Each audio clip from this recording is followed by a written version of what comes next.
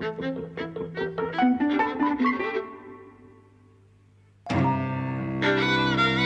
and welcome to Eavesdropping at the Movies. I'm Mike. And I'm Jose. And today we're talking about Glass, which is by M. Night Shyamalan. It's the third of a trilogy that kind of sort of came out of nowhere. The first film was Unbreakable in 2000, his second feature. Obviously the first was The Sixth Sense, which made him a megastar. And the second was Split, which was 16 years later. Yes. And came as a bit of a surprise because people, the reveal that Split was related to Unbreakable happened in the final shot. So that was, and that's one of Shyamalan's twist endings, I suppose. Kind of a twist. And then it was kind of officially confirmed that something was going to be made of this when Glass was revealed, which takes David Dunn and Elijah, what's his name, or Mr. Glass, from Unbreakable, and James McAvoy's character from Split, who has the 23 different personalities, and puts them into a mental institution together for people who believe they're superheroes. It's kind of interesting, right? So, like, it's a kind of a universe, you know, like universes have become a thing now, and so it's an interesting sort of. I went back and watched Unbreakable the other day, which I haven't seen in 15 years, and I thought it was great. You know, I remember it being really good, and I was glad to find that it held up. And it's interesting how different it feels now. You know, this wasn't in an era when superheroes were that huge. There had been superhero movies, and this was around the time X-Men and Spider-Man were starting to happen. But you know, the world is so different now. And it's really weird to I mean, this is also pre 9/11. You know, like there's a whole thing in that film about how you know, this city's been through so much tragedy. We need a superhero. So I kind of anticipated all the superhero things that were going to come in the wake of 9/11, like wanting to constantly rewrite history in a way. Anyway, we might talk a little bit about that, but that's the vague background to what's going on in Glass, which is that it's taken 19 years to complete a superhero trilogy. Well, I guess we'll get into the plot and things. What did you make of it? I liked it. I liked it very much. It's kind of scared me at moments. I thought what was most amazing was James McAvoy's performance. That's really what stood out for me. He's great. And the quickness of his changes, and you know, the fact that he can show you the change from personality to personality with nothing, with just his own kind of facial features, and that, you know, he makes you cognizant and aware of which person he's performing at each instance. I think it's really like a tour de force performance. It's meant to be, but he really succeeds, and he's absolutely, you know, both charismatic and skillful, and really he puts the others not to shame, because actually I think Samuel Jackson is fantastic as well. Even though for the first half he's basically playing a Samuel Jackson blow-up doll. Yeah, but you know, but he gives a kind of a minimalist kind of star performance, Samuel Jackson, and he's very alive and skillful. Bruce Willis is really put in the shade. He doesn't, you know, I mean, it's partly his role, I imagine, you know, but also he's kind of damped down somehow. So actually what stood out for me most was really, you know, the performances. Yeah, I kind of I mean, there are a few kind of, you know, cinematic kind of things. There's those 360-degree shots when they're all kind of lined up together, but nothing stays with me. I really enjoy actually the way that it's filmed, and the way that I love. There's one thing that struck me. You're right. You're absolutely right about James McAvoy for one thing. Yeah, his performance is incredible, and what's really good is that the direction privileges it. There are times when you get to see him change from one personality to another in a shot, you know, within the same shot. And he does it like that because there's this setup about how there are lights in his room that they flash at him to get him to change personalities if he's getting too dangerous or whatever. Yes. And so they do that to him all the time, and he's constantly switching between these personalities at random. Yes. And it's incredible how well he sells it. Yes. You know? And He's brilliant. He is brilliant. He is.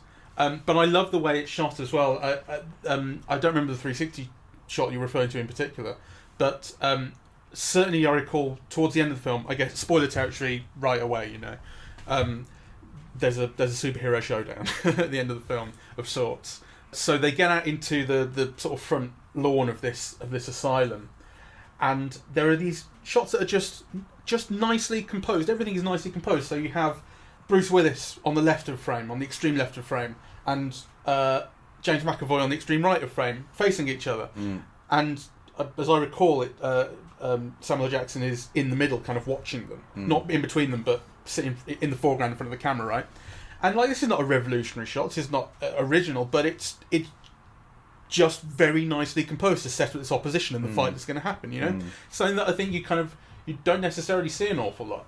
There's a really brilliant single take shot in that fight where McAvoy is attacking Willis, and it's with the van with the two that Willis has hidden the two sort of workers in to keep him safe. And the shot is inside the van, so it starts off looking outside and you see Willis being pushed up against the van, and then the camera moves and within the van so you don't see it, but then you see a punch like land on the van. You know, so like so actually you would kind of, you really feel the impact of it because he's denting a van so strong as his punch. Yes. You know? But it's the movement of the camera and the way that it orchestrates things in single takes is really nice. And he does the same thing in Unbreakable as well. There's the first shot I recalled, or one of the first shots, is the setup on the train where you see, and actually it's used in Glass a little bit, really nicely, the shot of David Dunn on the train looking out the window. Remember, it's really nicely moved into in flashback. Yes. And the camera again moves in that in a way that is quite filmmakery, right? Like, it's very consciously a single take shot where you're moving the camera left and right to look at different characters, but nonetheless it is elegant.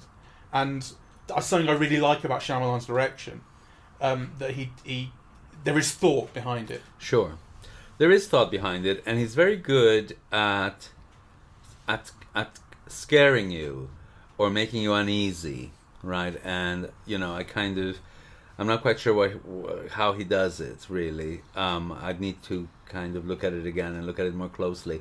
You know, but there were things like, for example, in the asylum where, you know, just the reveal that Bruce Willis is opposite the James McAvoy character. You know, it's kind of, you know, it's a revelation that kind of becomes threaded with threat, right? Yeah. And with anticipation, because you know that something's going to come out of that. And it's done through, again, a really nice, thoughtful composition of looking through the two doorways. That's right. With the two characters in there. It's lovely. Yeah. So I think it has elements like that. On the other hand, I'm just kind of not very convinced by it all. You know, mind you, I had thought that I had seen all of the films previously, and actually, in fact, I hadn't. Right. So, and then I tried to watch Unbreakable, but I bought it. But it actually lost me halfway through. Okay. You know, and then I tried to watch Split, and for another reason, halfway through, my Netflix, I've been having problems with my broadband, and my Netflix just went off. Right. So that kept your attention more than Unbreakable. Yes. And it could just be mood, or you know, it could just be distraction. I think in the wrong mood, Unbreakable is a slow burner. Yeah, really is. That's for sure. And Split is more conventional, more conventionally exciting. It's more of a thrill. You know, girls sort of in chains and what have you. But obviously it's got that fantastic performance again from James McAvoy. Yeah, switching those characters. One of the things, I mean, just mentioning that. You know, it's extraordinary how good Shyamalan is in getting performances out of the main stars, and actually how poor those scenes with the girls feel. It feels like, you know, a zero-budget teen slasher film. Yeah, you know. There's an element of that. So I mean, I have problems with that just in terms of it's really not very imaginative, and the whole kind of the damsel in distress sort of it's there to titillate to some degree. You know, young girls, this sort of state of undress, being chained up. It's. I don't understand the point of the film. Split. No, Glass. You know, I kind of so it's been all these years in the making. You know, it's kind of like the third in a sequel, and I'm trying to think, you know, what is the point of the film? What is it trying to tell us? And obviously, one of the things that it's trying to tell us is, you know, the world is like a comic book. There are heroes, right? And, you know, and so, but I think it's kind of.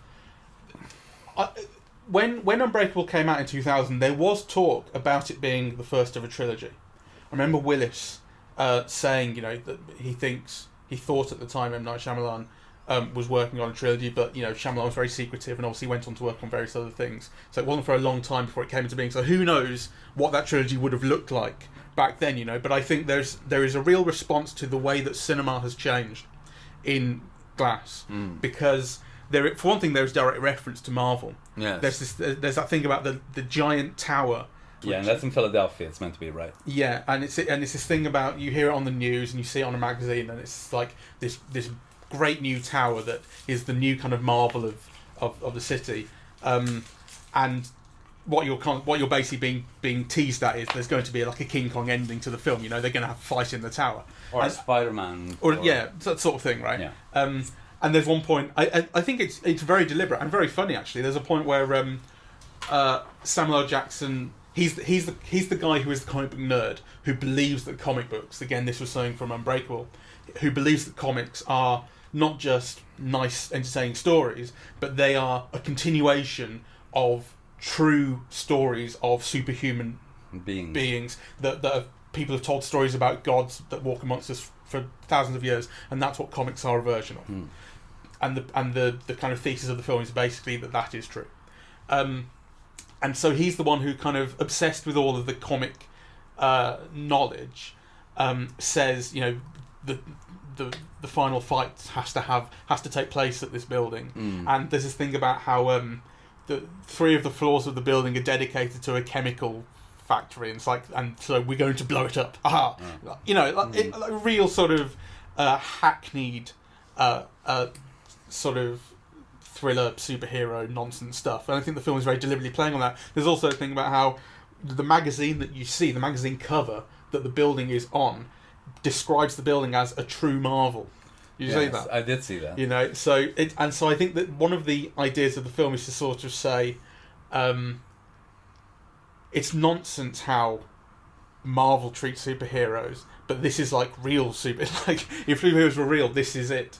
It's like the film promises you this King Kong ending, or this superhero movie ending, and then it says, like, actually in the real world these get sorted out on front lawns. You know, I think that's kind of fun, like, you know, because it's very deliberately promising you that, and then you get nowhere near that tower.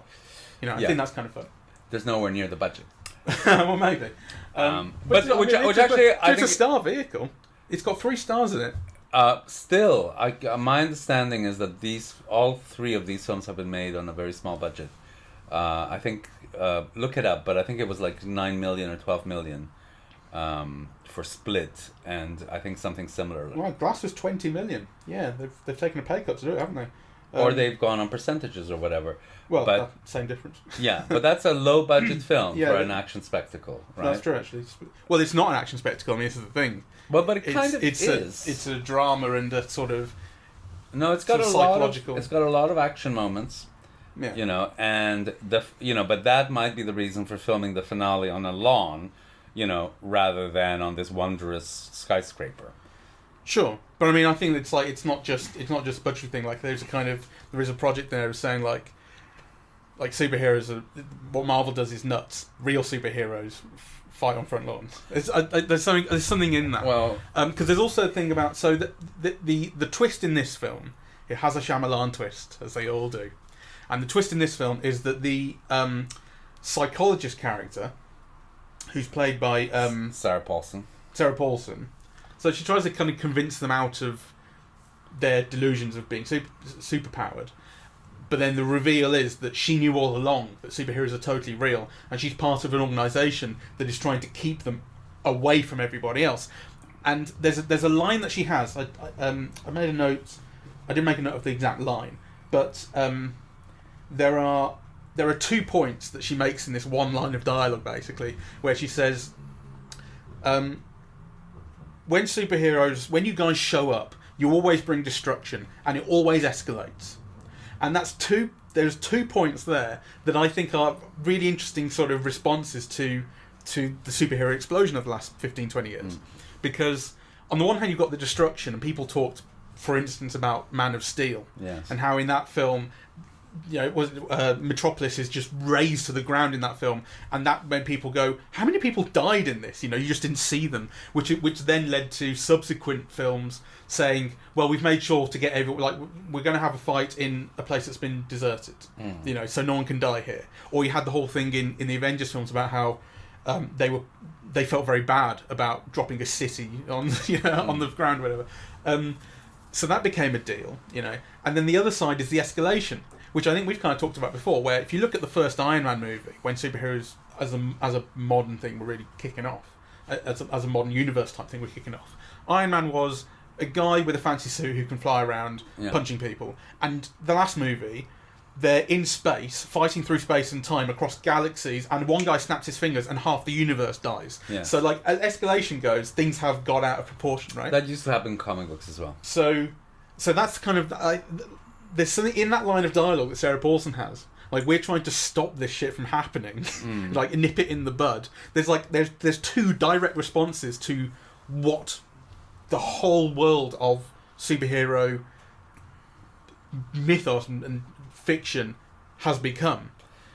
Sure, fine, but the film itself, is kind of clever and so on. But actually, I feel there's a lot of things wrong with it.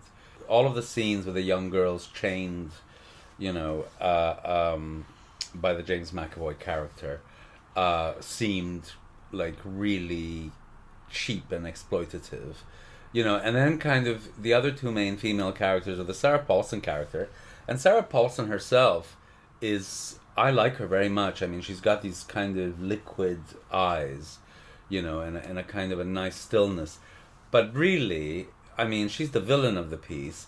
And then you have that young elfin girl who appeared in one of the previous ones. She was in Split, yeah. She was in Split, who is such a cliche. I mean... it's kind of a character that I'm sure, would if feminists were watching these films, it would upset them, right? Like, it's Stockholm syndrome for James McAvoy, basically. Yeah, I mean, so you don't know him like I know him. I know. That's basically her character. It's very problematic. So I think kind of it's a film that to me had a lot of pleasures, right? And that. And they basically kind of revolved around the performances, and also this sense of, the way that Shyamalan creates mood and fear, and there are moments that are like genuinely that jolt you, and so on. So I liked all of that very much, but I also think that it's a very insubstantial film. Yeah, I think that's probably true. I mean, but I did enjoy it throughout, basically. Yes. And I think it's interesting to see. For one thing, I couldn't predict anything. I didn't feel like I could predict anything. I really didn't know where this was going to go, and not in the way that like people watch a Shyamalan movie and they want to anticipate the twist. Not like that. I just mean really the general thing of really what is going to happen. Is it going to turn out that they're not really superheroes, and what's the explanation going to be? Is it going to turn out that they are, and what's going to happen? It was because I hadn't seen much like really kind of specifically like this. I thought, I just don't know where he'll go with this. And that was a very exciting place to be. To be fair, I mean, I saw this in a very uninformed way. So, and I suppose this is my own relationship with Shyamalan because, I somehow felt that I had seen these films. Yeah, right? well, yeah, I know. And actually, it turns out that I hadn't, right? So I kind of went to see this third film without having seen the previous 2. So then you wonder... like, in what kind of a position am I in, really, to discuss the film and evaluate it and so on. So all I can go is, by my experience of it, I actually felt that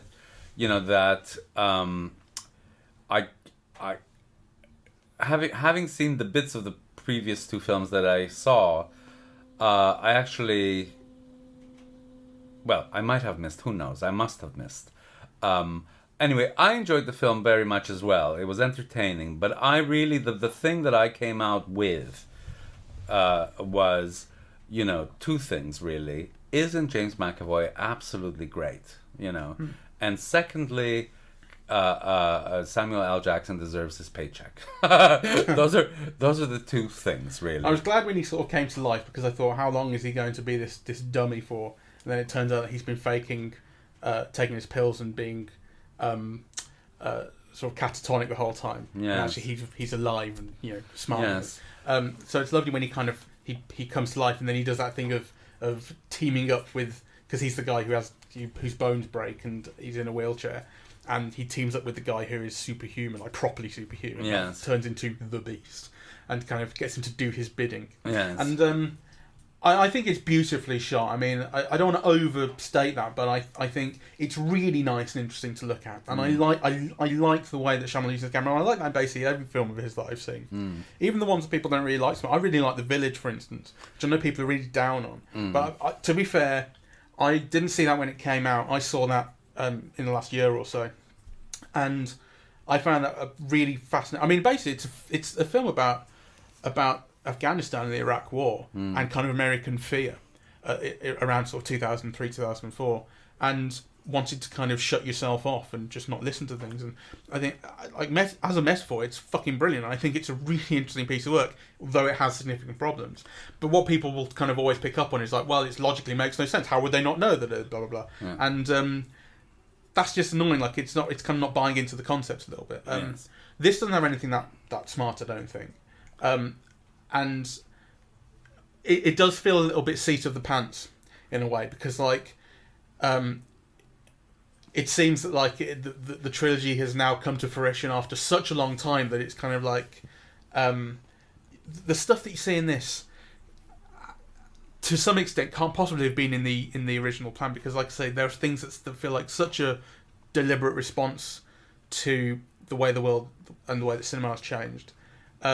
And things that maybe aren't deliberate, but just kind of feel natural. Like there's a feeling in this film of the normality of superheroes that I think has to have come out, that wouldn't exist had this film been made in, say, 2006. Because the way in which the Marvel and DC movies treat superheroes as everyday things, and like celebrities and what have you, like they treat, like, there's that scene in I don't know, one of the later Marvel movies where Thor and Loki are sort of standing in some street in New York. I think it's called Thor Ragnarok.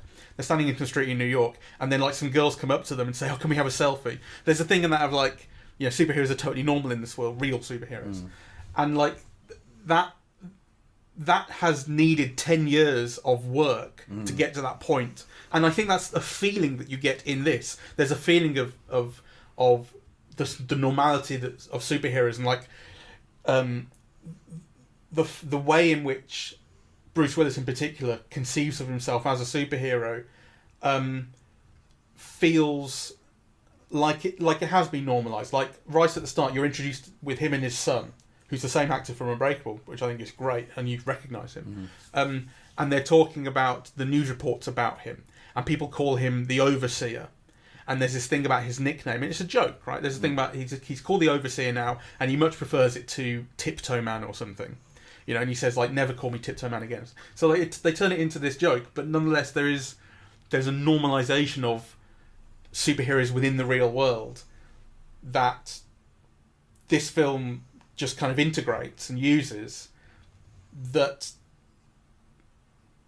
is a consequence of the way that superhero movies have dominated for so long. Anyway, I don't really know what my point is, but just I think it's interesting. I think like, there were interesting things to look at and consider the whole time, the whole way through. This film as a response to Marvel and DC and that sort of thing. I don't know. I don't know. I don't know either, because you know, the whole response to Marvel and DC has also been through independent comic books, and of course, you know, there are entire sequences set in comic book shops, you know, and there are references kind of to, you know, the comic books. So I don't know, and I think that certainly what's done here is it kind of normalizes the superpowers and allows them to be interpreted in other ways, right? You know, so to have to be stronger, or to be able to kind of read people. It's something that it's almost like kind of on the verge of human. Yeah, it's just kind of like one step. It's like a skill, or what they used to be called a grace. That people were graced with a particular skill, right?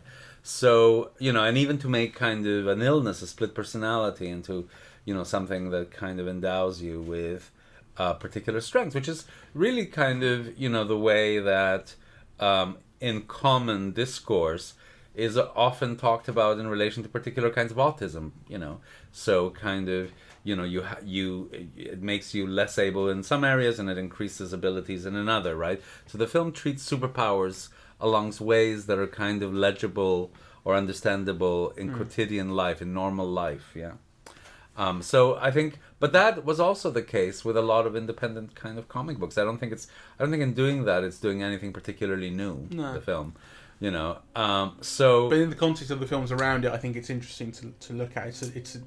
It feels oddball and different. Yes, it offers you something quite different. I'm kind of, I enjoyed it very much, but I also felt that it lacked depth. And also that certain sequences were just cheap.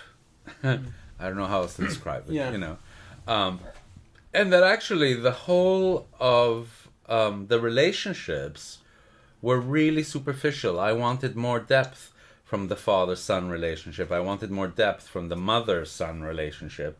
And I wanted, something more interesting from the relationship of the James McAvoy character to his analyst. I think all of those things are quite superficial. Yeah, Sarah Paulson has quite an unenviable job in this, I think. She reminded me rather of Skylar, played by Anna Gunn from Breaking Bad. There was this kind of discourse, I say discourse, it was just idiots, saying basically that Skylar was a bitch and they didn't like her. And the reason was that she was the character who kind of ruined everyone's fun. Because you had Walter White going off, making meth, blowing people up, killing them. And then you had Anna Gunn, Skylar, going, you have a child and a wife and a newborn baby. Like, this is not okay. You are endangering us. Yes. And she was a character who basically was the reality check on all of this. And so people really hated her because they stopped their hero. She stopped their hero having fun. And Sarah Paulson rather reminded me of that because I think she kind of kills the momentum of the movie sometimes. I'm not proud of having responded this way, but I basically thought whenever she came on screen, I thought, oh, for God's sake, not her again, because she was a character before the reveal where she's just the psychoanalyst trying to convince them that they're not superheroes. You see them interacting or kind of just noticing each other in the building, wondering how they're going to react to things and how they're going to develop, and it's all very interesting. And then she pops up and she goes, logic, science, psychiatry. And you go, oh, this is so boring. You're just stopping me having fun. Well, I think it's more than that. I think this is a director who has problems with women. All of the female characters in this film are really dodgy and questionable, and So kind of one character would be maybe a mistake or a fault, but all of them, is a real issue. The actress who plays Elijah's mum, Charlene Woodard, is 65 and Samuel L. Jackson is 70. That's what happens when you're a star. Yeah. It's amazing, isn't it? There's one more thing, which is the very ending, which is where they release all this footage. There was this, again, it's part of the twist ending, that Sarah Paulson has put all these cameras around the asylum to catch anyone getting up to anything, and then Elijah is able to use those against her by getting all this footage of them being superheroes and doing kind of extraordinary things, and they release it to the internet. And there's this scene at Grand Central Terminal right at the end of the film. I think it's the last shot or last few shots, which are because the three superheroes or super powered characters, not necessarily heroes, have died. They're killed by this organisation. So there's a real sense of finality to the trilogy, which I like. And they're kind of three, sort of accomplices: the mother and the former prisoner girl and the son are releasing all this footage that Elijah has liberated for them. And they sit in Grand Central Terminal watching people receive this on their phones. And there's this thing of like people go, oh my god, and that to me was the most unrealistic thing about the film, because you see some of this footage and it's things like David Dunn throwing a bloke into a car, people being really strong, James McAvoy sprinting, sort of running like a dog across the field, across the lawn, and this was all footage that like basically I thought if I got this on my phone I'd go, oh that's weird. And then put it down. And no one would respond like this. Or you go, well, that's clearly fake. No one would respond like this, going, oh, superheroes are real. Yes. That was actually the most unrealistic thing about the film for me. That people would respond like that. That didn't show a very nuanced understanding of human psychology. But let's not lose sight, really. I mean, I thought it was really fun to watch. And I enjoyed it very much. And it's great to see all the three stars again. I wish Bruce Willis had been given, something more worthy of him in a way. But it was still great to see Samuel L. Jackson, and James McAvoy is fantastic, and it's worth seeing the film just for him, actually. So that said, I think it's, I'm not a fan. Oh, that's interesting. Because, you definitely had fun. I did. You saw it before I did, and you texted me saying, oh, you'll like it. Yeah. And I did. So, well, but it's kind of, so we've often talked about kind of films that you might not enjoy so much, but that somehow grow in your mind afterwards, right? Well, this is the opposite. I kind of, I really enjoyed it. And actually, kind of, I haven't thought very much about it. And it kind of, and part of the reason is, there's not much, it didn't give me much to think about, and it kind of like diminishes upon thinking about it for me. Yeah, I guess that's true. But I like Shyamalan's use of the camera.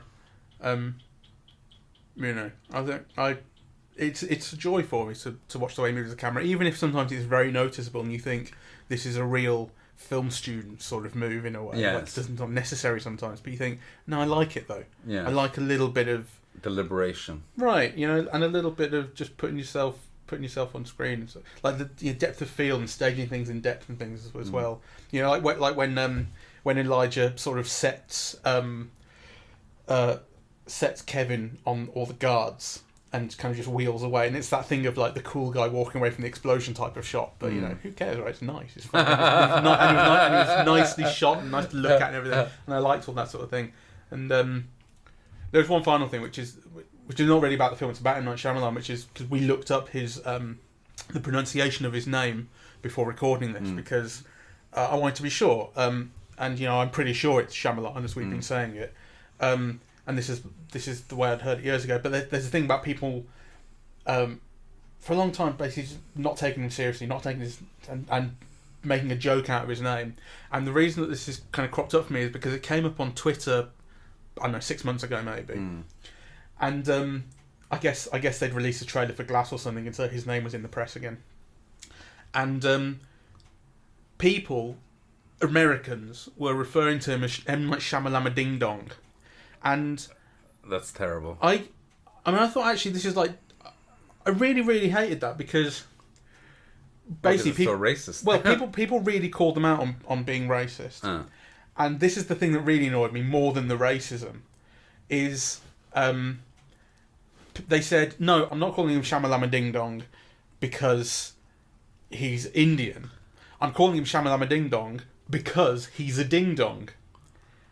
And I'm like, okay, when have you ever used the word ding dong in an insulting way for anyone? No one does that.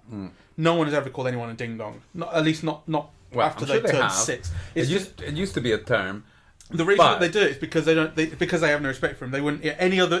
Why is it just him who gets the because funny name? Because he's got that foreign name. That's why. Exactly. That's why. And it really pissed me off. And so like the lying, basically, like being caught and then making up a shit lie, pissed me off more even than the racism, which Well. pissed me off anyway. I mean, I think I he's made some not very good movies, M. Night Shyamalan, but I do think a lot of them actually get less respect than they deserve. Well, the interesting thing also is that he's got huge fans. Huge fans. He's got he's got fans of his work that are very not only enthusiastic but studied, right? So, you know, what you're saying in relation to his shots or something, you know, there are fans of his work that actually kind of pay great attention to that kind of, you know, have studied it, that put up frame grabs online and things like that. So, you know, kind of, yeah, there's an enthusiasm for the way that he films that I myself really don't see, but I'm certainly kind of open to, you know. And also I think his writing and his story kind of structure and things, or just the way he wants a story to go. He's kind of one of those directors who has a bit of a name, and you kind of obliquely think like, oh, what if he did a Marvel movie or something? And you go, actually, he probably wouldn't, because he'd want to do something just a little bit less formulaic. Even if what he comes up with isn't very good in the end, you always feel like he wants to do something interesting. I've heard the argument that actually, you know, part of the reason why his middle films aren't so good is because they're really big studio productions, and that actually that constrained. You know, he had to do Avatar: The Last Airbender. I think I didn't see that one. Yeah, I saw it. I like it. Yeah. And you know, kind of, I've read that these films are made kind of independently, and they're made in Philadelphia, right, where he lives, right, and you know, on a low budget and so on. And actually, kind of, that makes it, you know, quite interesting. And ostensibly, you know, maybe part of the reason why the films have gotten better, though, you know, I'm not in a position to say, is because over the last few, because he's worked with these budgets, he's had control. I would imagine so. You can tell, I think. And, yeah. Okay, well, let's wrap this up. Last words? The twist is, I hated it. Glass on glass. I liked it. I had fun, and you know, it's something just a little bit different, and you know, just a little bit offbeat. Yes. And you get to see some good actors do acting. And McAvoy is better than good. He is astonishing. Yeah, he's great. All right, so this is Eavesdropping at the Movies. Thank you very much for listening. We are on iTunes, SoundCloud, and YouTube to listen to. On social media, we're on Facebook and Twitter at Eavesdrop Movies, and the website is eavesdroppingatthemovies.com. Thank you very much. Bye bye.